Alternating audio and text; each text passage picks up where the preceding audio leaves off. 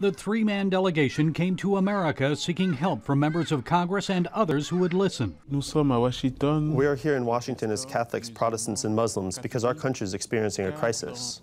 They want Americans to know the Central African Republic is in the midst of a violent political upheaval, one that is still claiming innocent lives. The situation now is critical, and we need to act immediately and quickly.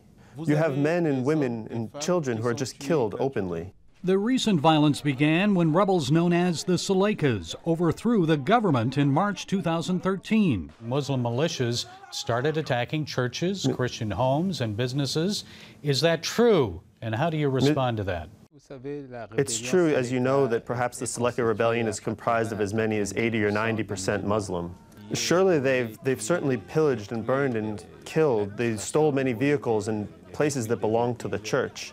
But at the same time, they've also done the same things to the Islamic people as they've come. And when I saw how they're behaving, I began to denounce them, to talk to them, to explain that what they were doing had nothing to do with Islam. A good Muslim is someone who doesn't kill. But the killings continued. Non-Muslim militias known as the anti-Balakas retaliated. The anti-Balaka militias began to occupy towns and villages, even till they reached Bangui.